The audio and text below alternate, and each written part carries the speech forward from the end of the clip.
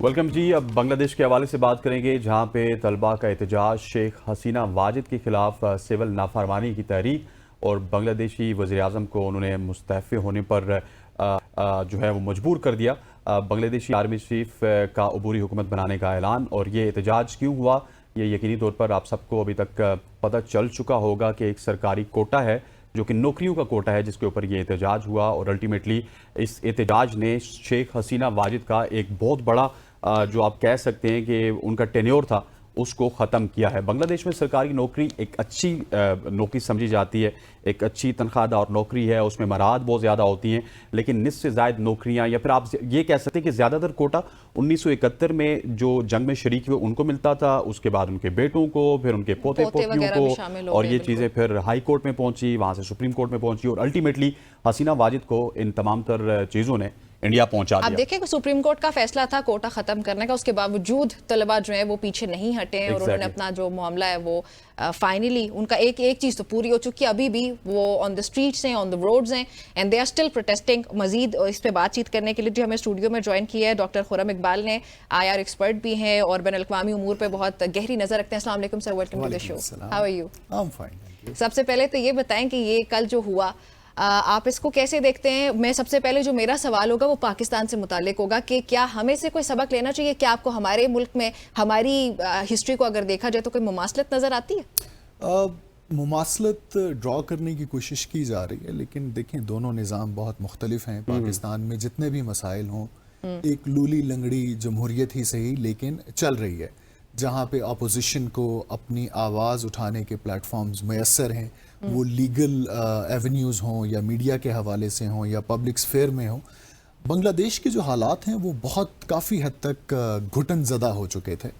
15 साल शेख हसीना वाजिद का जो राज था, that was characterised by two features. First was, of course, the economic development that Bangladesh has witnessed. और उसका स्केल ये था कि पिछले 15 सालों में तकरीबन 2 करोड़ लोगों को गुर्बत की लकीर से ऊपर उठाया गया। लेकिन जो दूसरा फीचर था हसीना वाजिद के 15 सालों का, वो था ऑपरेशन। उन्होंने बांग्लादेश में अपोजिशन की तमाम जो स्पेस थी उसको स्क्वीज कर दिया। वन साइडेड इलेक्शंस होते रहे, वन साइडेड इलेक्शन कहा जाता रहा फॉर रीजंस। और सो मच सो कि जो पिछले इलेक्शंस हुए हैं बांग्लादेश में, उसमें अपोजिशन पार्टीज ने तो बायकॉट कर दिया था। हसीना वाजिद की अपनी जमात ने ही अपोजिशन के उम्मीदवार खड़े किए ताकि दुनिया को तासुर दिया जा सके कि ये इलेक्शंस गैर जानिबदार हैं, शफाफ हैं। और पूरी दुनिया ने देखा कि किस तरह से जमहूरियत के नाम पे हसीना वाजिद ने एक आमराना तर्ज हुकूमत इख्तियार किया। इन डूइंग सो हसीना वाजिद ने बंगालियों की हिस्ट्री को नज़रअंदाज किया। वो खुद बंगाली होते हुए ये भूल चुकी थी कि बंगालियों की कई 100 साल तारीख मत से जुड़ी हुई है। उन्होंने कभी भी किसी इंपीरियलिज्म को, किसी आमराना तर्ज हुकूमत को कबूल नहीं किया। आप ज़्यादा दूर मत जाइए, आप तहरीक पाकिस्तान के हवाले से देख लीजिए, या फिर हिंदुस्तान की जो आज़ादी थी कि आज़ाद हिंद फौज के जो कमांडर थे Netaji Subhash Chandra Bose, he was a Bengali. इसी तरह से जब क़याम पाकिस्तान के लिए मुस्लिम लीग का क़याम अमल में लाया गया तो उसके बानियों में अक्सर लोगों का शुमार वो बांग्लादेश से था, ईस्ट पाकिस्तान से था। तो इसी तरह से 71 में जो कुछ हुआ, मुजीबुर रहमान के साथ उन्होंने क्या किया, 3 साल बाद घर में घुस के उनकी पॉलिसीज एग्जैक्टली मतलब अपने फाउंडर को मार दिया। और दूसरा फिर ये हुआ कि दूसरी गलती जो शेख हसीना वाजिद ने की कि उनके दौर में तरक्की जो हुई उसके सम्राट वो उस क्लास के साथ शेयर नहीं कर सकी या नहीं पहुंचा सकी जो कि इस वक्त भी सड़कों पर मौजूद है। शेख हसीना के दौर में जो तरक्की हुई उसका बुनियादी जो फैक्टर है वो टेक्सटाइल सेक्टर था। और टेक्सटाइल में ज्यादातर टेक्सटाइल पहुंचा और उसकी बुनियादी वजह वो चीप लेबर थी जो बांग्लादेश में मैसर थी। अब चीप लेबर जो है वो बांग्लादेश के रूरल एरियाज से ढाका, चिटागोंग और इन जगहों पे आया करती थी। तो रूरल एरियाज में तो तरक्की का एक पहिया चला, लोग उससे मुस्तफीद भी हुए, लेकिन उस तरक्की के सम्राट पढ़ी लिखी एजुकेटेड क्लास को नहीं पहुंचे। क्योंकि जब आप टेक्सटाइल सेक्टर को इतना ग्रो कर रही हैं तो इन पैरेलल आपको और भी सेक्टर्स पे फोकस करना चाहिए था। لیکن ہم نے یہ دیکھا کہ بنگلہ دیش کے یونیورسٹی گریجویٹس میں جو ان امپلائمنٹ کا ریٹ ہے وہ بہت زیادہ بڑھ گیا. اس کے باوجود بھی جو کوٹا تھا نوکریوں کا اس میں 25% اگر عوامی لیگ کے ان لوگوں کے لیے رکھ دیا جائے جو 71 میں پاکستان کے خلاف لڑے تھے, اور اس کے بعد جو بچا کچا تھا اس میں شیخ حسینہ نے شی میڈ شور کہ ترقی کے جو ثمرات ہیں وہ صرف عوامی لیگ تک محدود ہیں, اور وہ بچی کچی تنخواہیں بھی انہوں نے میرٹ پر نہیں دی. کرپشن بہت زیادہ وہاں پر عام ہو گئی اور عوامی لیگ کے خلاف ایک سینٹیمنٹ نے جنم لیا.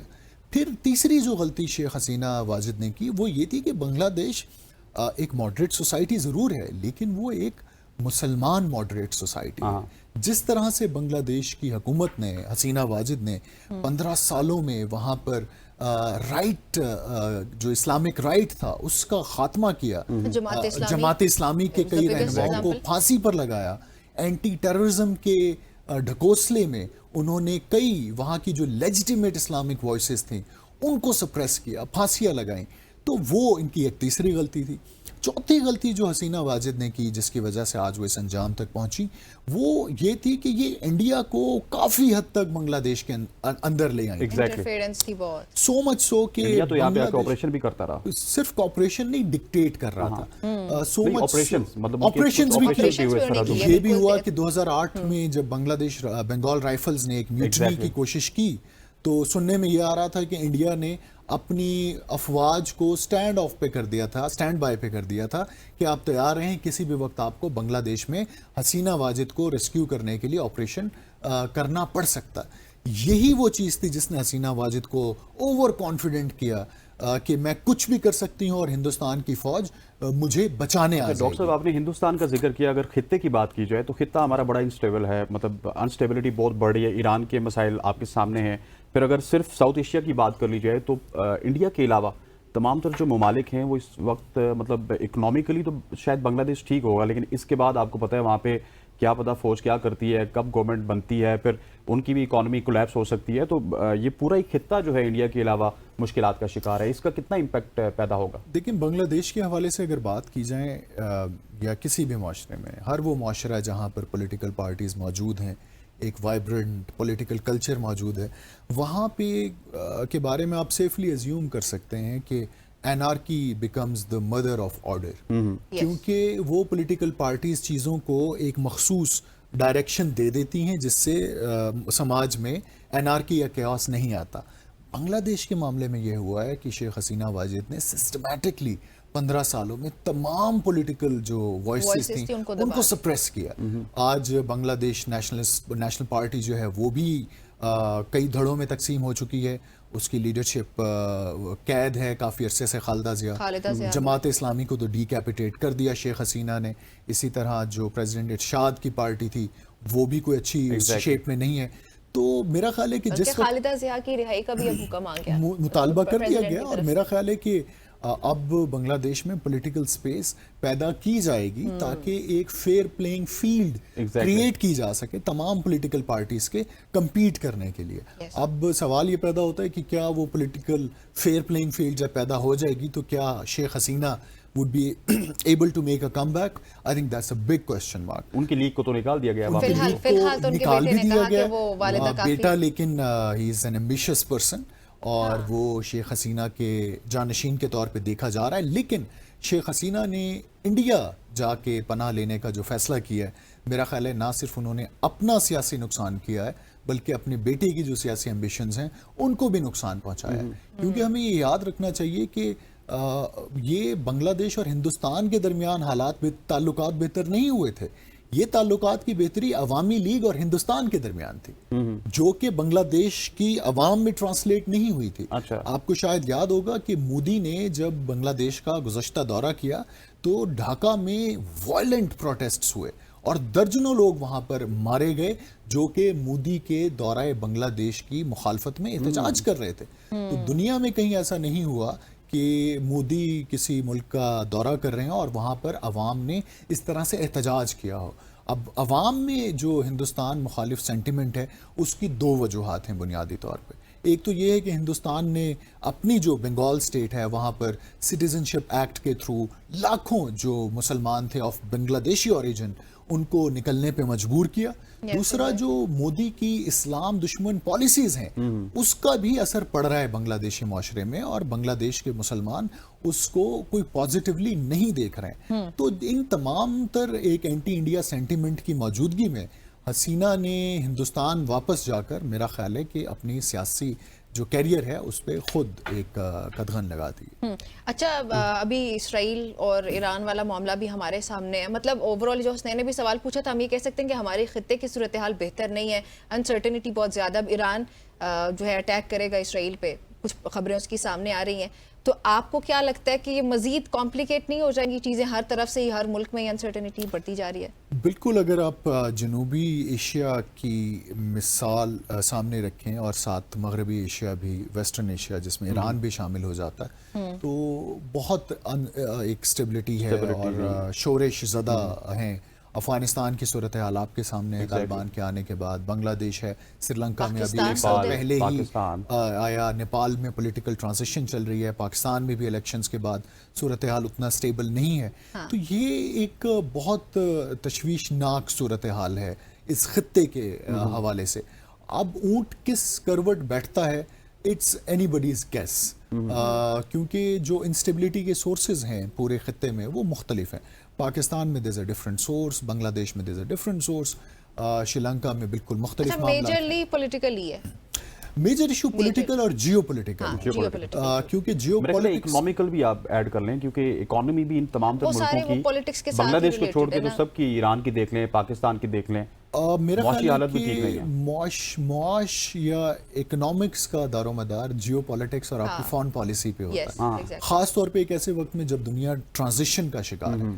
اگر آپ اپنی فارن پالیسی کو صحیح سمت میں استوار نہیں کرتے ہیں تو آپ کی غلط فارن پالیسی کی وجہ سے آپ کی ڈومیسٹک پولیٹکس جو ہے وہ انسٹیبل ہو سکتی ہے. اور پاکستان ظاہر ہے اس کی ایک بڑی مثال بھی ہے. اسی طرح شری لنکا کی آپ مثال لے لیجئے. بنگلہ دیش میں بھی جو آج صورتحال ہے اس کی ایک وجہ یہ بھی ہو سکتی ہے کہ حسینہ somehow tried to strike a balance between China and United States of America, لیکن she was not able to do that.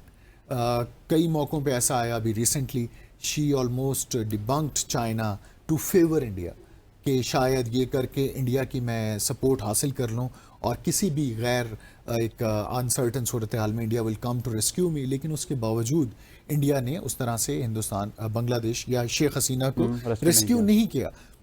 Rescue کی جو صورت شیخ حسینہ دیکھ رہی تھی وہ اوور آل ملٹری انٹرونشن تھی ہندوستان کی طرف سے. وہ یہ نہیں تھا کہ ہندوستان مجھے سیاسی پناہ دے دے گا. اب سیاسی پناہ کے حوالے سے بھی ہندوستان کے تحفظات ہیں, کیونکہ اگر ہندوستان ایک طویل عرصے تک شیخ حسینہ کو اپنی سرزمین پر رکھتا ہے تو بنگلہ دیش میں جو اینٹی انڈیا سینٹیمنٹ ہے وہ بڑھتا رہے گا اور وہ آنے والے وقتوں میں بھی ہانٹ کرے گا.